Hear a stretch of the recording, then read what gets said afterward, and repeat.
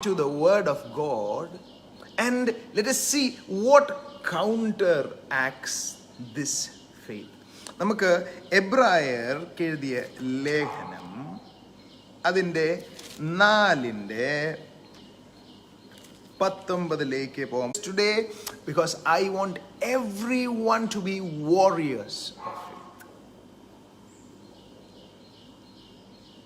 If you look into the word of God, എബ്രായർ 11 തന്നെ 11:6 നമുക്ക് വായിച്ചാൽ മനസ്സിലാകും. But without faith it is impossible to please him, for he who comes to God must believe that he is, and he is a rewarder of those who diligently seek him. വിശ്വാസമില്ലാതെ കർത്താവിനെ പ്രസാദിപ്പിക്കാൻ പറ്റത്തില്ല. ഈ വിശ്വാസം തന്നെയാണ് നമ്മുടെ ഏത് ആവശ്യത്തിനും ദൈവത്തെ അറിയാൻ പറ്റുന്നത്. വിശ്വാസം എന്ന് പറയുന്നത് നമ്മുടെ ആത്മാവിൻ്റെ ഒരു it is the fruit of the spirit. അതാണ് നമ്മുടെ ആത്മാവിൽ നിന്നാണ് വരുന്നത്, അല്ലേ? നമ്മുടെ ശരീരം എന്ന് പറയുന്നത് ദേഹം, ആത്മാവ്, അല്ലേ? നേരെ തിരിച്ചാ അത് വരേണ്ടത്. ഇപ്പുറത്ത് നിന്ന് ആത്മാവിൽ നിന്ന് തുടങ്ങുന്നത്. ആത്മാവ്, ദേഹം.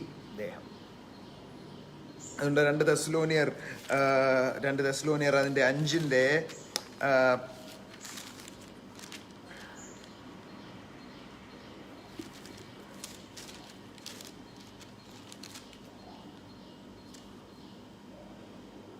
3:16 പറയുന്നത്, Now may the Lord of peace himself give away you. And it is നമുക്ക് ചിന്തയിൽ നിന്നും വരുന്ന ഒരു കാര്യമല്ല. It is A product of the spirit. 1 തെസ്സലോനിയർ 5:23 കേട്ടോ. Now may the God of peace himself sanctify you completely, and may your whole spirit, soul and body. So this faith has been like precious faith. 2 പത്രോസ് 1:1 പറയുന്ന ആ വിശ്വാസം എവിടെയാണ് അത് എന്നാ പറഞ്ഞ ദൈവം ഇട്ടിരിക്കുന്നത്? നമ്മുടെ ആത്മാവിൽ, അല്ലേ? So what happens most of the time is there is something called the unbelief. ഈ വിശ്വാസത്തെ കൗണ്ടർ ആക്ട് ചെയ്യുന്ന കാര്യമാണ് വേറെ ഒന്നുമല്ല, അവിശ്വാസം. എബ്രായർ 3:19 നമ്മൾ എടുത്ത് നോക്കുമ്പോൾ അവിടെ ഇസ്രായേൽ ജനത്തിൻ്റെ ഒരു ഉദാഹരണത്തിലൂടെ നമ്മളെ പഠിപ്പിക്കുന്ന ഒരു കാര്യത്തിലേക്ക് നമുക്ക് പോയി ഒന്ന് നോക്കുമ്പോൾ മനസ്സിലാകും. So we see 3:19, Hebrews 3:19. So we see that they could not enter. അവർക്ക് വാഗ്ദത്ത ദേശത്തിലേക്ക് പ്രവേശിക്കാൻ കഴിയാഞ്ഞ കാര്യം എന്ന it was the unbelief. ഒന്ന് പറഞ്ഞേ, unbelief. പറഞ്ഞ അവിശ്വാസം. If you look into the word of God, the word says in അത് അവിശ്വാസത്തെ പറ്റി പറഞ്ഞ് ഇൻട്രൊഡ്യൂസ് ചെയ്ത് കഴിഞ്ഞാൽ എബ്രായർ 4 താഴേക്ക് നമ്മൾ വായിച്ചു വരുമ്പോൾ we will be able to see, for indeed 4:2, for indeed the gospel was preached to us as well as to them, but the word which they heard did not profit them, not being mixed with faith in those who heard it. നമുക്ക് വചനം കേൾക്കാം, നമുക്ക് വീണ്ടും വചനം കേൾക്കാം, നമുക്ക് ആരാധിക്കാം. പക്ഷെ നമ്മുടെ ഉള്ളിൽ ഇത് വിശ്വസിച്ചില്ലെങ്കിൽ അവിശ്വാസം എന്തിലാ? കർത്താവിൻ്റെ സാന്നിധ്യത്തിൽ, കർത്താവിൻ്റെ വാക്കിൽ. If you look into the word of God, you can take a scenario which happened in the Gospels, and we will be able to understand it even further. When you look into the word of God, ഞാൻ ഈ Bible ഒന്ന് correct ആയിട്ടൊന്ന് വെച്ചോട്ടെ. We will go through a bit of references today so that we can understand the subject a bit more. So യാക്കോബ് എഴുതിയ ലേഖനം, James chapter 1 and verse 6, the word says, Let him ask in faith with no doubting, for he who doubts is like a wave of sea driven and tossed by the wind. For let not that man suppose that he will receive anything from the Lord. He is a double-minded man, unstable in all his ways. കർത്താവിൻ്റെ വചനം നമുക്ക് വിശ്വസിക്കുകയും ചെയ്യാം, അവിശ്വസിക്കുകയും ചെയ്യാം, അല്ലേ? നമ്മൾ കർത്താവിൻ്റെ പലപ്പോഴും സൗഖ്യങ്ങൾ നടക്കാത്തതിൻ്റെ കാരണവും ഇതാ. കർത്താവിൻ്റെ അടിപ്പിണറുകൾ സൗഖ്യമുണ്ട് എന്ന സത്യം നിലനിൽക്കെ വീണ്ടും പ്രാർത്ഥിച്ചു കഴിയുമ്പോൾ നമ്മളാണെങ്കിൽ അയ്യോ വേദനയുണ്ടോ വേദനയുണ്ടോ വേദനയുണ്ടോ, നമ്മുടെ മനസ്സിലെ അല്ലെങ്കിൽ നമ്മുടെ ഹൃദയത്തിലെ ഒരു സംശയത്തിൻ്റെ പുറത്ത് ഇവിടെ തന്നെ നമ്മൾ വായിച്ചത് let him ask in faith without any doubting, സംശയമില്ലാതെ വിശ്വാസത്തോടെ. പലപ്പോഴും സംഭവിക്കുന്നില്ല, നമ്മളാണെങ്കിൽ മീറ്റിങ്ങിൻ്റെ ഇടയിൽ പറയും അല്ലേ, ഞാൻ ഉയർച്ച തന്നെ പ്രാപിക്കും, താഴ്ച പ്രാപിക്കത്തില്ല, ഞാൻ വാലല്ല തലയായി തീരും, ഞാൻ എല്ലാ ഇടത്തും എല്ലായ്പ്പോഴും ക്രിസ്തു മുഖാന്തരം ജയം അനുഭവിക്കും. പക്ഷേ യഥാർത്ഥമായി നമ്മുടെ ഹൃദയത്തിൽ ഇത് വിശ്വസിക്കുന്നുണ്ടോ? If you look into the word of God, യേശു പറഞ്ഞതും ഈ കാര്യം തന്നെയാണ്. മത്തായി 21 എടുത്ത് നോക്കുമ്പോൾ you will be able to understand that Jesus said the same thing. 21 the word says, so Jesus answered and said to them, assuredly I say unto you, if you have faith and do not doubt. If you have faith and do not doubt, you will not. ഇവിടെയാണെങ്കിൽ അത്തിവിഷത്തിൻ്റെ ആ ഒരു scene കഴിഞ്ഞിട്ടാണ് യേശു പറയുന്നത്, നിങ്ങളുടെ ഹൃദയത്തിൽ സംശയിക്കാതെ, അല്ലേ? മലയോട് നീങ്ങിപ്പോകാൻ എങ്ങനെയാ പറയുന്നത്? സംശയിക്കാതെ ഈ മലയോട് നീങ്ങിപ്പോകാൻ കഴിയുന്നത്. there is an interesting story in the Bible where you will see how this unbelief എന്ന് പറയുന്നത്, യേശു മരിച്ചു ഉയർത്തെണേറ്റ് കഴിഞ്ഞ് യോഹന്നാൻ എഴുതിയ സുവിശേഷത്തിലേക്ക് വരുമ്പോൾ യേശു ശിഷ്യന്മാരുടെ അടുത്തേക്ക് വന്ന് ആദ്യം ചെയ്ത കാര്യം എന്നാന്നറിയോ? വിശ്വാസത്തെ ശാസിക്കുകയായിരുന്നു. ഇപ്പൊ യോഹന്നാൻ, I'll show you, യോഹന്നാൻ എഴുതിയ സുവിശേഷം അതിൻ്റെ 16 അവിടെ പാപത്തെ പറ്റി ഒരു ഡെഫിനിഷൻ പറയാം. പാപത്തെ പറ്റി ഡെഫിനിഷൻ എന്നാ പറയുന്നത്? 8 വാക്യം 16:8. And when he has come he will convict the world of sin, പരിശുദ്ധാത്മാവ്, convict the world of sin and of righteousness and of judgement. Of sin because they do not believe in me. വീണ്ടും അവിശ്വാസം. നമ്മൾ ഉൽപ്പത്തിക്ക് എഴുതിയ if you go to the book of Genesis as well, what was the sin which happened in the Garden of Eden? They did not believe on the word of God, അല്ലേ? യേശുവിൻ്റെ വാക്കിൽ വിശ്വസിച്ചില്ല. There is a story in the Bible of Jesus healing a boy of epilepsy. Fits ബാധിച്ച ഒരു മകനെ സൗഖ്യമാക്കുന്ന ഒരു സീനുണ്ട്. And let us go directly into it because I want to go through this and I wanted to share this message innathe Arise and Shine. I wanted to share it as well after, because most of the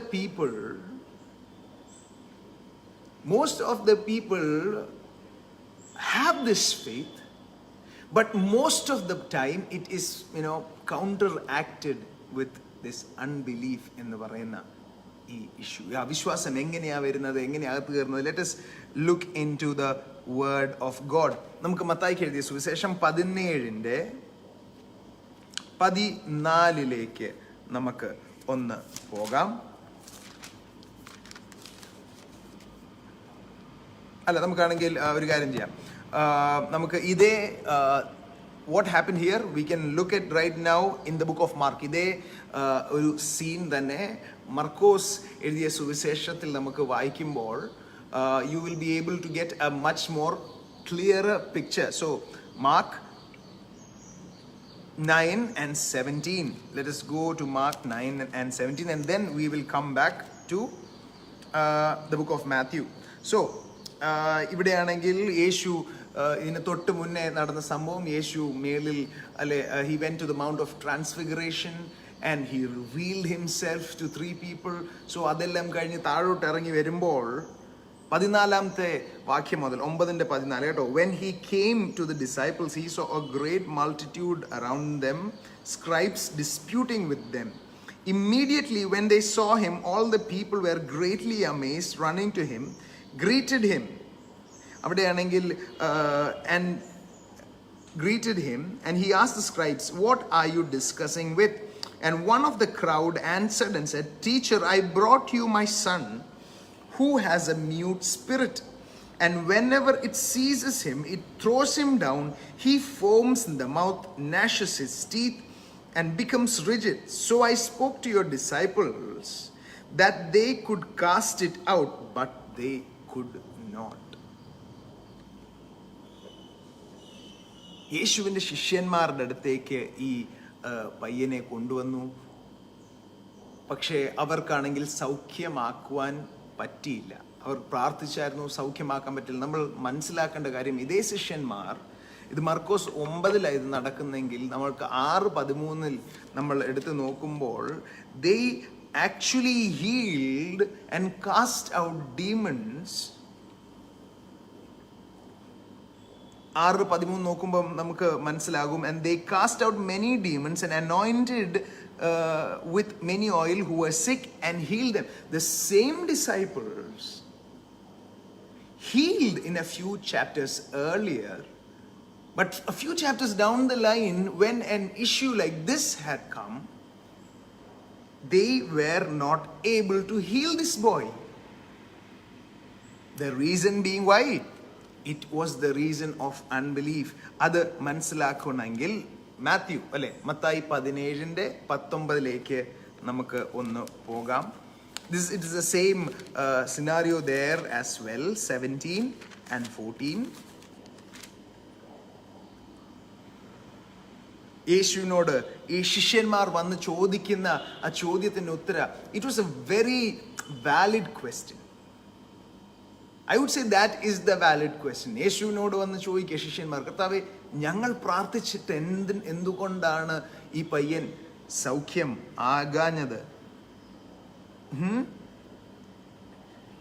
യേശു 18-ാം വാക്യം